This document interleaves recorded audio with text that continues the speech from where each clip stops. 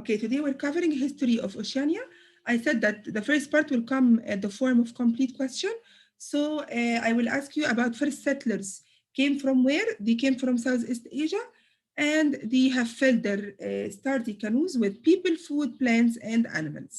That's it. Let's talk about the Polynesian migration. What's meant by wayfinding? Who can tell me what's meant by wayfinding? ماشي يا أحمد ها. A wayfinding method of navigation that relies on careful observation of natural world. Yes, and it was a very old one before they have invented the new navigation instruments. It was widely used, but over centuries, people from areas such as the Philippines and Indonesia sailed from their homelands and settled in the islands. Okay, so many people came and settled down by practicing the wayfinding to stay connected with the earth. So what's the importance of wayfinding? Bhumika, what's the importance of wayfinding?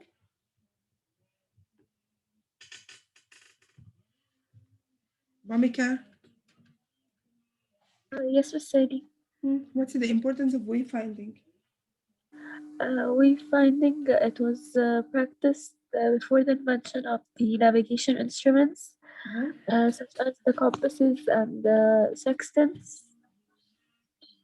And even today, the people use wayfinding to stay connected to Earth and keep their traditions alive. All right. Then, so that's why people still today using them in order to stay connected and keep their culture traditions alive. Let's move back to the coming of the Europeans. We said that, as usual, Europeans tried to invade all the islands. Why did they come to invade the islands? Because it's full of resources.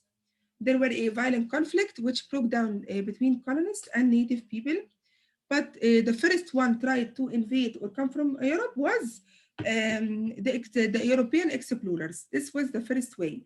The second way was the colonization by the Christian missionaries. What did the Christian missionaries try to do when they come and invade the area or the islands? Adam Sadat. What did the Christian missionaries do? They began to colonize the islands of Oceania, And and they came to thousands of the islands. Native people didn't always welcome them, yani they didn't like them, but many of them have succeeded. succeeded in what? Yani have succeeded in converting local populations in these Yes. islands to Christianity. That's what I want. Their main job was converting the native population from their whatever their religion to the Christian religion. And Christian faiths are still widely practiced across Oceania because of this, because of the Christian missionaries. Then the Europeans had many reasons to colonize territories in Oceania. What were the reasons to colonize the region? Yesterday we have underlined 5 reasons. Who can help me? Farah Mahlab, you're here? Farah Mahlab? Yes, Miss Sadie. Can you please tell me about the 5 reasons we have underlined yesterday for wanting to colonize the territories in Oceania? Yes, first, because its location was very good for the ships passing the Pacific Ocean. Yes. And the travelers needed a place to restock their ships with food, water, and other supplies. Yeah. And it had a lot of natural resources. And people went there also for mining gold and building military bases. Yes, and they wanted to build military bases for them. So these were the main, and at there is another reason at the end. It was also used to, Farah, can you complete? At the end, it was used to test as testing sites for nuclear weapons. Yeah. So these are, guys, the main 5 reasons which Europeans wanted to colonize the territories. I will repeat them. Number one, the location of the islands, which made it convenient stops for the ships, which are crossing the Pacific Ocean. Number two, it was a very safe place for travelers and a good place for restock their ships with food, drinking water, and other supplies. Also, it was a very good place for resources, so some Europeans came and mined for gold and other precious metals. Also, it was very, in fact, it was a very good, especially for other countries during the war, like Germany, Britain, and American forces used it during World War II for their military bases. And the fifth one, it was used as a testing. It was used as a testing base for their nuclear or testing sites for their nuclear weapons. Then we move to the contemporary times after the World War II. Who can tell me what was the situation there after World War II? Guys, I want some of the online students to help me, please. Let me see. Hannah Hani,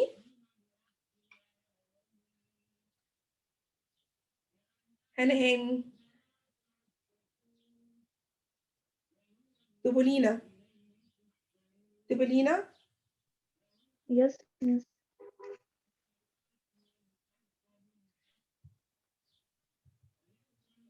Miss, Yes, what is the question? tell Can me you about the please? contemporary times. What happens in the area or in the islands after World War II? After World War II, many colonies began to demand independence. Mhm. The movements involved conflicts, but many islands started to negotiate the freedom with their former powers, and There was something called free association. some island.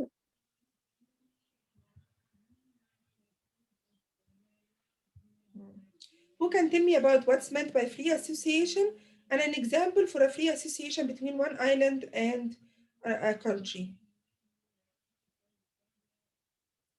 What's meant by free association and give me example of a free association between one island and a country.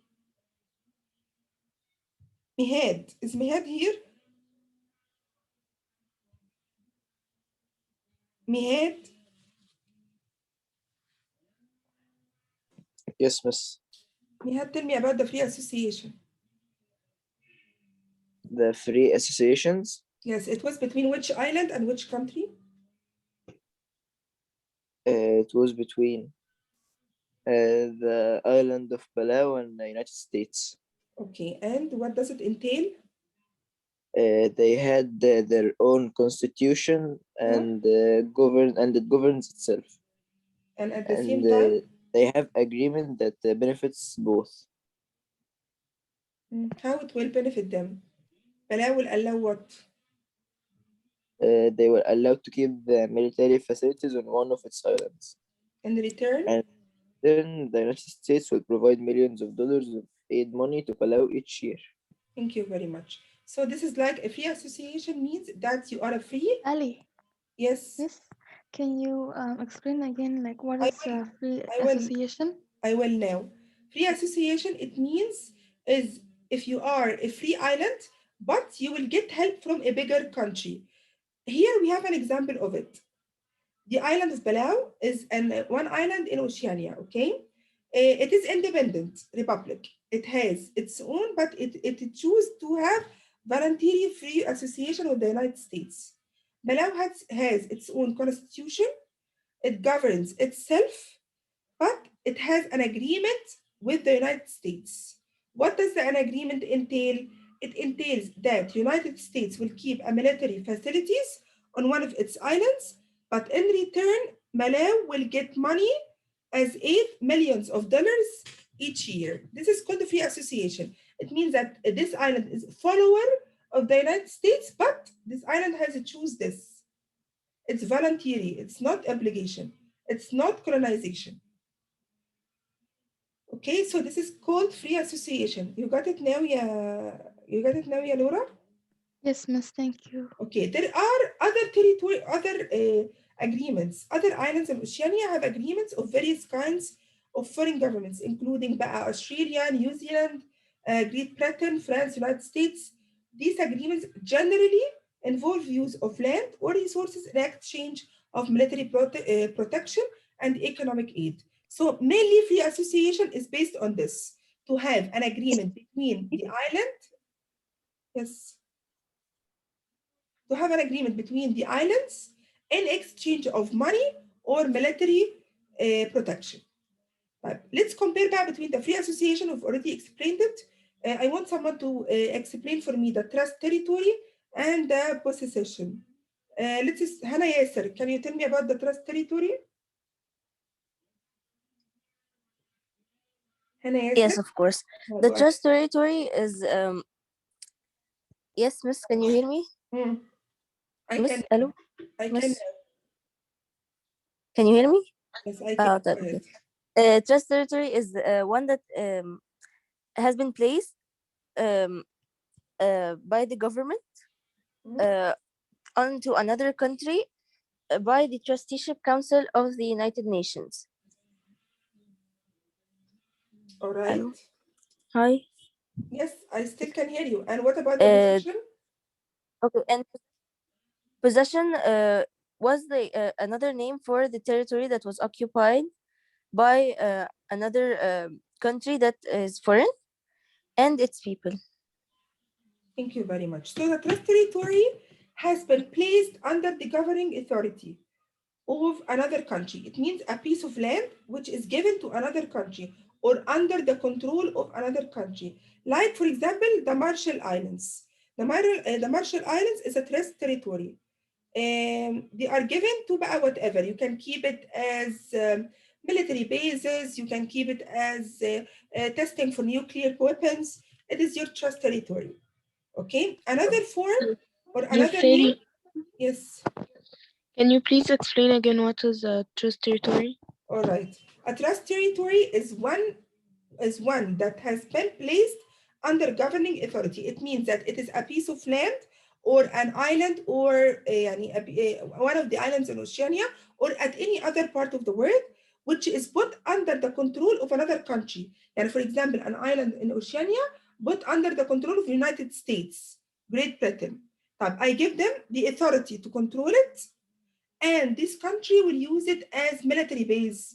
It can use it as a website for a site, sorry, for testing their nuclear powers. And we have here an example, and it is also trusteeship of the Council of the United Nations. We have here an example with it's the Marshall Islands. They were a trust territory until they gained their independence. So, for example, I'm giving part of my country for you as a big country to use it at whatever you want.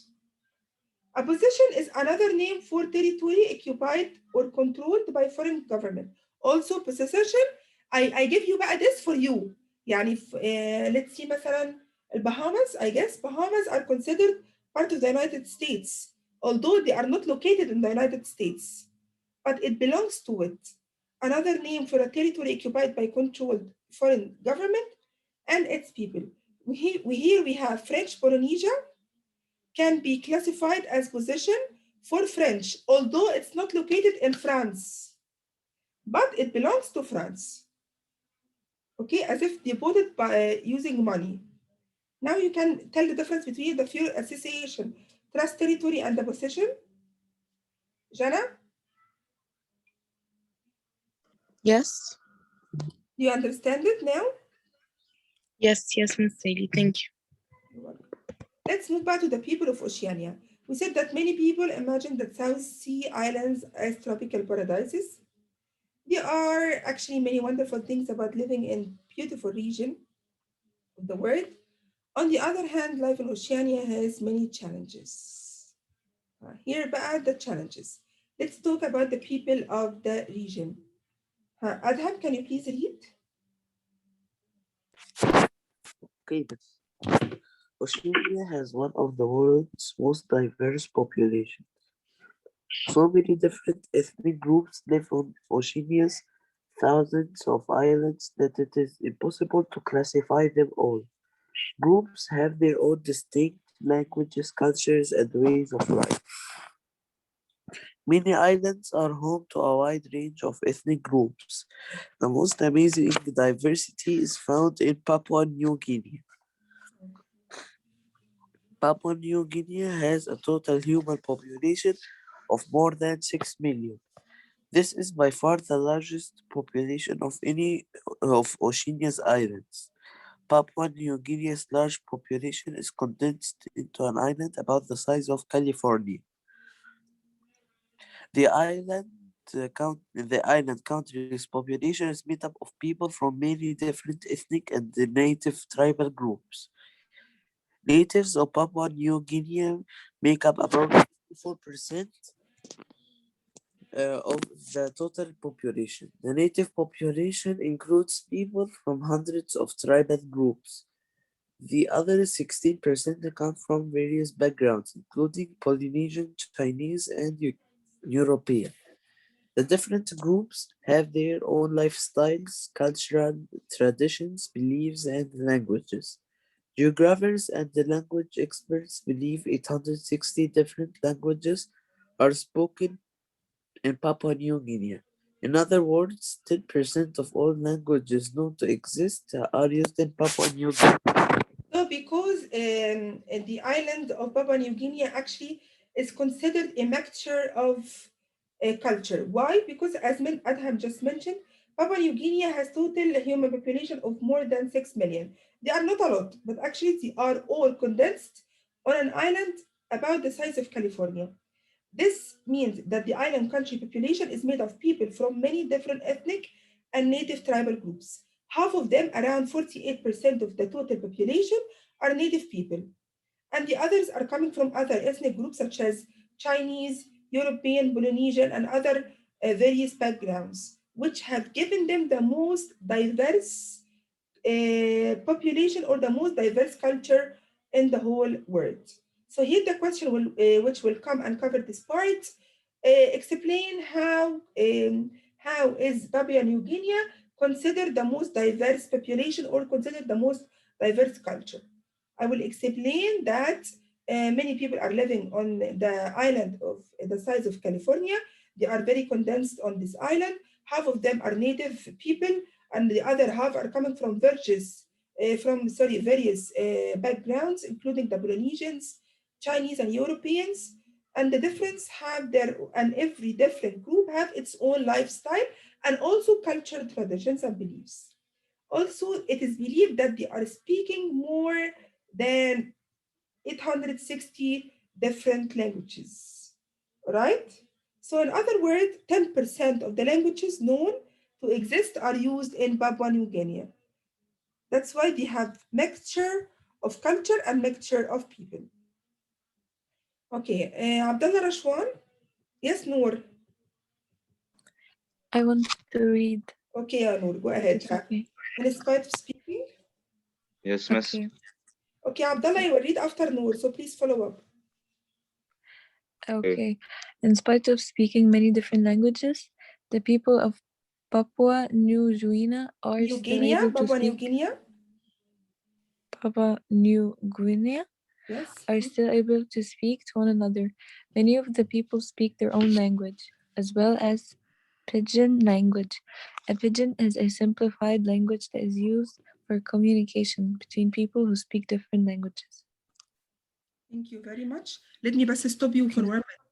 Although we said that we have more than 860 different languages spoken in Papua New Guinea, which given the island around 10% of the languages spoken all around the world, they have come up with a common language in order to communicate with each other, which is called the Pidgin or the Pidgin language. A Pidgin language is a simplified language that's used for communication between people who speak different languages. All right? Complete, Yanur? Okay.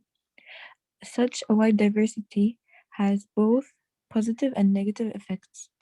For instance, Papua New Papua New Guinea. Guinea's many different ethnic groups create a rich and varied culture on the island. An endless variety of music, foods, clothing, and artwork can be enjoyed. At the same time, serious problems such as crime ethnic discrimination, and violent conflicts among tribal groups are common. Okay, Papua, wait, yeah, Noor. okay. Okay, at here part, we'll have another question. What are the positive and the negative effects for living in the diverse community of Papua New Guinea? Actually, you'll find both positive and negative effects. The positive are they are enjoying طبعا endless variety of music, food, clothing, artwork, and at the same time, serious problems, which are the negative effects, such as crime, ethnic discrimination, because we have variety in ethnic groups, and also violent conflicts among the tribal groups and the other groups living there. Complete Yanur, Papua New Guinea's population. Papua New Guinea's population is denser in some parts of the main island than in others. In general, highland areas have higher population densities than do the lowlands and coastal plains. Only about 12% of the population live in urban areas. Isolated towns are hidden in rugged mountain areas.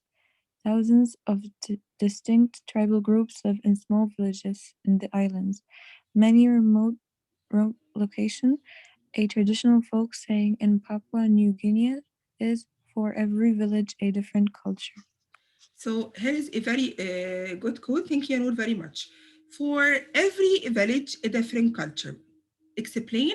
You will mention that we have various varieties of culture because half of them are native and the other half are coming from different ethnic group like the Polynesian, the Chinese, and other European backgrounds, which giving them an ethnic variety.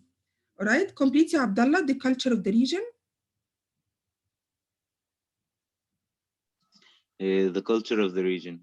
Life in the villages of Oceania is based on tradition. Many traditions involve fishing, diving, and celebrating battle victories. Another tradition is an important event of lives of young people called coming of age ceremonies. In Polynesian culture, ceremonies and celebrations include feasts and dancing. Like their ancestors, Polynesian people practice artistic work, wood carving, and use the carvings to decorate their homes. Many traditional Polynesian and Micronesian cultures practice tattooing. Micronesian people use storytelling to retell history and to keep track of family heritage. The Melanesian people were the only traditional culture of Oceania known to use bows and arrows in hunting. Wait a minute, Abdullah. So here, these are the pieces of culture or the aspects of culture that you can see in Oceania's culture. Life in the village of Oceanians is based on tradition. Explain the traditions. Number one, you'll find the event, the very important event in the lives of young people, which is called coming of the age ceremony in Polynesian culture. This is number one.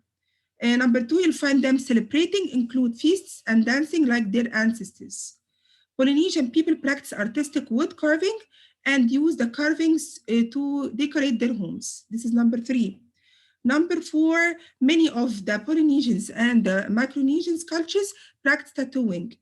Number four, Micronesians people use storytelling to retell the history and to track the family heritage, okay? These are parts of the culture. Number five, using the bows and the arrows in hunting. Complete, Abdullah.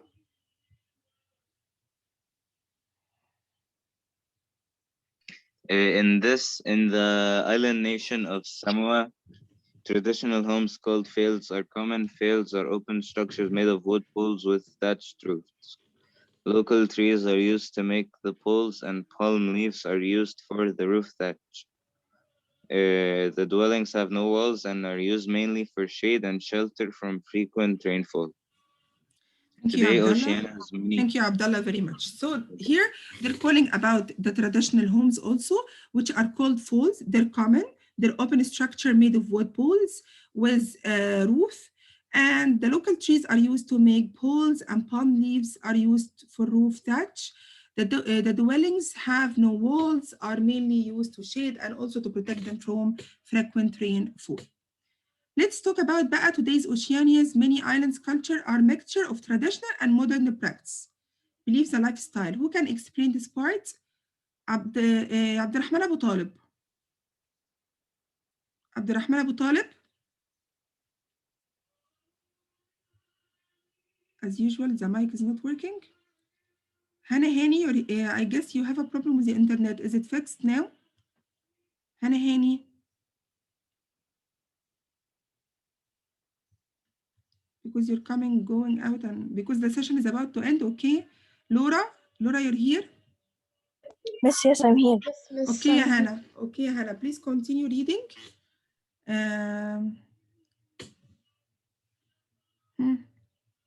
From where? Because the internet was Oceania's many island culture and mixture of traditional and modern practices, beliefs, and lifestyles.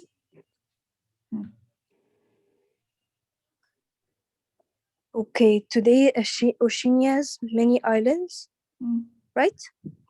Many island cultures, mix of traditional and modern practices, beliefs, and lifestyles. Although they have adopted many Western attitudes, people see the value in continuing some of the traditional ways. For example, Christianity is a wide practiced island community, along with elements of traditional religions such as? Many islands people wear Western style elements of traditional religion such as songs, dances, and ceremonial costumes. Many islands people wear Western style clothing and hairstyles. Cell phones and laptop computers are common. Elements of local traditional cultures, including tribal tattoos, jewelry, and art forms such as wood carving, are common on many islands as well. Okay, Hannah, thank you. Let me just explain this part. Today, we're talking about the life today and the modern practice and beliefs of the lifestyle in the islands of Oceania. For example, you'll find that although they have adopted many Western attitudes, people see the value in continuing some of the traditional ways. So you'll find the modern and the traditional way are going side by side. For example, Christianity is widely practiced in the island communities, along with the elements of traditional religions. So you'll find it going together with each other, such as songs, dances, ceremonial customs, and many island people wear Western style clothing and hairstyles. Also, cell phones and laptops, computers are common. Elements of local traditional cultures, including tribal tattoos, jewelry, and art forms, such as wood carving, are common on many islands as well. Let's talk about the traditional celebrations. Laura, can you complete the last part? Yes, Miss. Should I start from the beginning or No, from the traditional celebrations. Okay. So they have traditional celebrations like the Hawaiian Ua, and it's very modern in those decades. And then there's a ceremony called the Luas, and they celebrate it when they have victories in any missions. And during those days, men and women ate in separate areas, but yes, sorry, men and women they would eat separate, not together. And for the Lewis ceremony, only men can attend it. And Okay, if you've explained the main points, let me summarize it quickly. Traditional celebrations are practiced throughout Oceania. Some traditional events, such as the Hawaiian Lua, have become more modern in recent decades. The Luas were traditionally ritual ceremonies. So here the question will be, explain more about the tradition of the ritual ceremony and feasts celebrating important events such as victories in battle. Centuries ago, men and women are in separate areas during Lewis. So this is number one. And only chiefs ate certain foods. Number two. Some Lewis were attended by men only. Number three. Today, the Lewis are banquets of traditional and modern food eaten on a low table. Number four. Also, maintaining elements of traditional culture in their lives is important to the people of Oceania. Respecting and continuing certain traditions keep culture alive. Celebrating the traditional culture of their ancestors give young people a sense of pride, identity, and making the past part of the present keeps people of all ages connected to their culture heritage. All right, that's it for this lesson. Anyone want to ask any question? I will upload this video, and if you have any question, send it to me. Oh, thanks. Okay, next week it will be the project. Don't hesitate to ask me any question. The week after will be the revision, and I will upload more videos to revise with you. But if you have any questions, please don't hesitate to contact me, guys. Okay. Okay, see you inshallah next Sunday. Bye.